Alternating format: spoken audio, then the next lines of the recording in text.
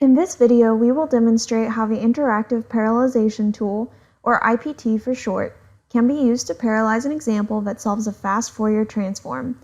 Below is a snippet from the main function of this program that shows the hotspot for parallelization. There are no data dependencies in this loop, making it a good candidate for parallelization. We can invoke IPT from the command line and pass the source code as an argument to IPT by typing IPT, then the path to the file. First, IPT prompts the user to select a parallel programming model. For this example, we will be using OpenMP for our parallelization, so we will select option 2. Now we can select the function that contains the for loop we'd like to parallelize. In this case, our function is main. Next, IPT asks which parallelization pattern we want to use. We will select for loop. Using the information we have provided, IPT performs analysis of the source code and presents the potential for loops that can be parallelized. The first loop displayed is not our hotspot for parallelization, so we will tell IPT no. IPT will look for the next loop and ask if this is the loop we want to parallelize.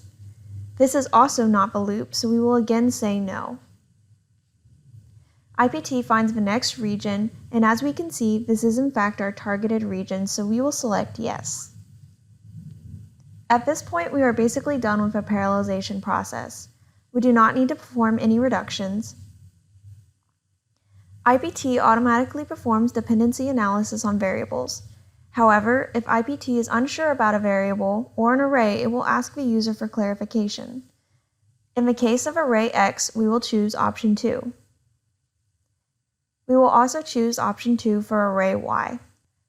We do not need to do any scheduling, nor do we need to run any lines of code in a single thread. There are no other loops that we wish to parallelize, and we do not need to do anything special for printing, or add any timing statements.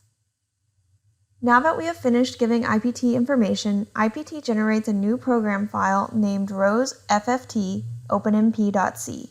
The results from a serial version of a code are shown in the terminal. We can see that it took about 13 seconds for this version to run. Now let's run and compile the parallel version that IPT made.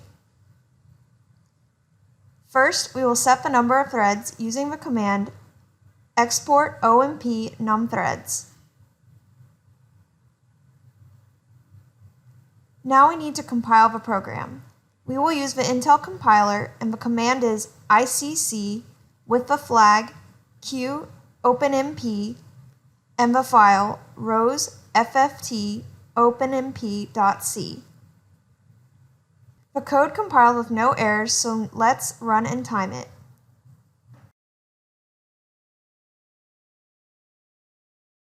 As you can see, with 4 threads, the time was reduced to about 2 seconds. The results are similar, but not the same as the serial version. The values in the error column have changed slightly. Let's run this example again with 16 threads.